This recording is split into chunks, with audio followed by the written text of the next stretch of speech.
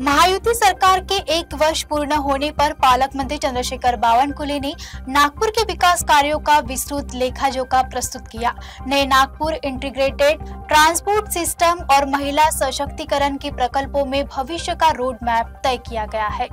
जवळपास आपण जर विचार केला या शहर जिल्ह्यामध्ये आज म्हणजे नवीन वर्षामध्ये 5,000 कोटी रुपयाचे काम वेगळ्या पद्धतीने सुरू झाले आहेत। त्यापूर्वीच मी यापूर्वी सांगितलं आहे की मागच्या देवेंद्रजी उपमुख्यमंत्री असताना आणि माननीय नितीनजी केंद्रीय मंत्री आहेत त्यांच्या कार्यकाळात मागच्या 5 वर्षात झालेल्या कामाचा आम्ही लेखाजोखा दिलाच आहे।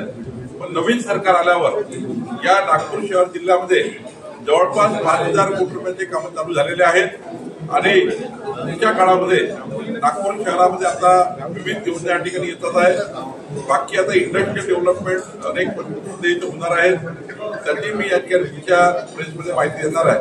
आज किमान 5,000 कोटी रुपयाचे काम नागपूर शहर जिल्ह्यात सुरू आहे। आता बऱ्यापैकी एनआयटीचे जवळपास 450 लेआउट पहिल्या टप्प्यामध्ये आम्ही एनएमसीला आता त्या ठिकाणी हँडओव्हर करतो आहे आणि जसे जसे नागपुरामधील जसे एनआयटीचे एरिया डेव्हलप होऊन आता नागपूर शहर एनएमसीला आम्ही देणार आहे।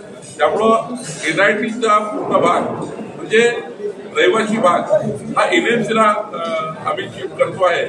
450 लेआउट पहिल्या टप्प्यात शिफ्ट करतो आहे, जेणेकरून पुढच्या काळामध्ये एकही लेआउट असं नाही की पुढच्या काळात ते एनएमसीला जाणार नाही। एनआयटीचे सर्व लेआउट पूर्ण डेव्हलपमेंट करून एनएमसीला आम्ही देणार आहे, जेणेकरून हा जो आता महत्वाचा प्रश्न आहे ते टप्प्याटप्प्यानं होईल। यावर आता 450 होतील, जवळपास 3,000 लेआउट आहे, जेणेकरून आम्हाला ते 1,500 लेआउट एनएमसीला द्यायचे।